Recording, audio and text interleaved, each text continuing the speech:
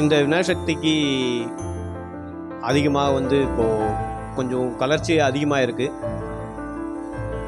என்னென்னா இந்துக்களுக்கு உணர்வு அதிகமாகிறதுனால இந்த வாட்டி விநாயகர் அதிகமாக வச்சுருக்காங்க. வருஷம் அதிகமாகிட்டே இருக்க வண்டி கம்மியாகலை. இது நினைக்கும் போது எங்களுக்கு சந்தோஷமாக இருக்குது. எங்களுடைய வருமானமும் கொஞ்சம் அதிகரிக்கிற மாதிரி இருக்குது. இது கவர்மெண்ட் சைடில் வந்து கொஞ்சம் கட்டுப்பாடெலாம் அதிகமாக பண்ணுறாங்க. அதெல்லாம் கொஞ்சம் தளர்த்துனாங்கன்னா இன்னும் அதிகமாக இருக்கும். எங்களுடைய வாழ்வாதாரம் எங்களுக்கு கொஞ்சம் முன்னேற்றமாக இருக்கும். இது வந்து கவர்மெண்ட்டு கொஞ்சம் ஹெல்ப் பண்ண எங்களுக்கு. அது இல்லாமல் விநாயகர் சிலையை வந்து வைக்கிறதுக்கு நிறைய கட்டுப்பாடுகள் நிறைய போட ஆரம்பிச்சிட்டாங்க. இபி ஒரு லெட்டர் கொடுக்கணுன்றாங்க, ஆர்டிஓக்கு ஒரு லெட்டர் கொடுக்கணுன்றாங்க, ஸ்டேஷனுக்கு ஒரு லெட்டர் கொடுக்கணுன்றாங்க, ஃபயர் ஆஃபீஸ்க்கு ஒரு லெட்டர் கொடுக்கணுன்றாங்க. அதாவது வந்து இதெல்லாம் கொடுத்தா கிராமத்தில் இருக்க பொதுமக்களுக்கு வந்து இது என்னான்ட்டுலாம் நிறைய தெரியாது. எங்களையே வந்து கேட்குறாங்க, சார் நான் ஸ்டேஷனுக்கு போனேன், ஸ்டேஷனில் போய் லெட்டர் கொடுத்தா ஆர்டிஓ கிட்ட லெட்டர் கொடுக்கணும்னு சொல்கிறாங்க. எங்கள் ஊரில் ஆர்டிஓ ஆஃபீஸாக கிடையாது, நாங்கள் எங்கே போய் கொடுக்குறதுன்னு எங்களுக்கு திருப்பி கேட்குறாங்க. அது மாதிரி கிராமத்தில் இருந்தால் விநாயகர் எடுக்கிறாங்க. இதெல்லாம் கொஞ்சம் கவர்மெண்ட் இது பண்ணி அவங்களுக்கு கொஞ்சம் சப்போர்ட் பண்ணாங்கன்னா நல்லாயிருக்கும். அதுக்கு முன்னெல்லாம் வந்து ஸ்டேஷனில் மட்டும் தான் ஒரு லெட்டர் கொடுப்போம். அவங்க வந்து எல்லாருக்கும் ஃபார்வர்ட் பண்ணிவிடுவாங்க. அதே மாதிரி அந்த நடைமுறையே இருந்தால் ரொம்ப நல்லாயிருக்கும். 3 அடியிலேருந்து 10 அடி வரைக்கும் கவர்மெண்ட் ரூல்ஸ் சார். அதே தான் நாங்கள் பின்பற்றுறோம். அதில் எந்த மாற்றமும் கிடையாது. யாராவது வந்து கேட்டாலும் பெருசுலாம் இங்கே வைக்கக்கூடாதுங்க, அதாவது கவர்மெண்ட் ரூல்ஸ் பிரகாரம் வந்து 3 அடியிலேருந்து 10 அடி வரைக்கும் தான் வைக்கணும் அப்படின்னு சொல்லி தான் இது பண்ணுறோம். அதே மாதிரி கவர்மெண்ட் ரூல்ஸ் பிரகாரம் கொட்டை போடக்கூடாது, துணியால் கட்டக்கூடாதுன்னு சொல்கிறாங்க. அதையும் நாங்கள் எடுக்கும் போதே சொல்லி அனுப்பிச்சிடுறோம்.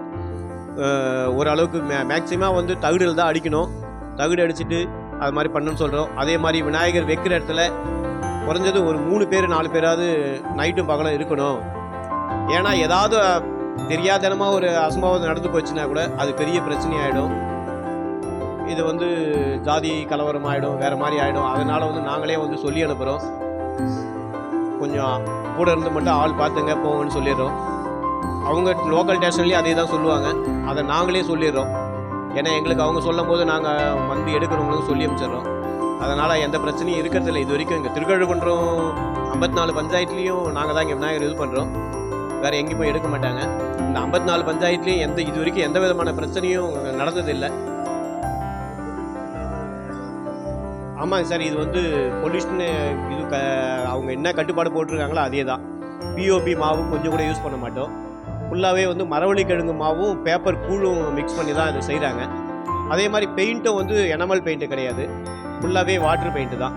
தண்ணியில் பட்டு அடுத்த செகண்டே கரைஞ்சிடும் எல்லாமே. அதனால் பொல்யூஷன்லாம் எந்த பிரச்சனையும் கிடையாது. கடலில் கரைக்கிறதுனால அதில் இருக்க உயிரினங்களுக்கும் எந்த ஆபத்தும் கிடையாது. மீனோ இல்லை வேறு எந்த விதமான உயிரினங்களுக்கும் எந்த ஆபத்தும் வராது. தண்ணியே மாசுபடையாது. முதல்ல சொன்ன மாதிரி அந்த கட்டுப்பாடுகள்லாம் கொஞ்சம் தளர்த்துனாங்கன்னா நல்லாயிருக்கும். இருக்க வருஷத்துக்கு வருஷம் அதிகமான கட்டுப்பாடு போட்டுக்கிட்டே போகிறாங்க. அதாவது ஒரு இந்துக்கள் வந்து ஒரு விநாயகர் சக்தி இது பண்ணுறாங்க. அதில் வந்து யாராவது ஒருத்தர் 2 பேர் ஏதாவது தப்பு பண்ணிட்டாங்கன்னா மொத்தமாக வந்து எல்லாருமே அப்படிதான்ற மாதிரி பேச இது பண்ணுறாங்க. அது மாதிரிலாம் எல்லாருமே இது பண்ணக்கூடாது. அது மட்டும் கொஞ்சம் அந்த தளர்த்துனாங்கன்னா நல்லாயிருக்கும்.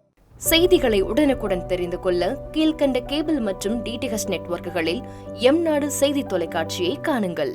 பாதகம் செய்பவரை கண்டால் நாம் பயம் கொள்ளலாகாது பாப்பா. மோதி மிதித்து விடு பாப்பா, அவர் முகத்தில் உமிழ்ந்து விடு பாப்பா. அண்மை செய்திகளை உடனுக்குடன் தெரிந்து கொள்ள இணைந்திருங்கள் எம்நாடு தொலைக்காட்சியுடன்.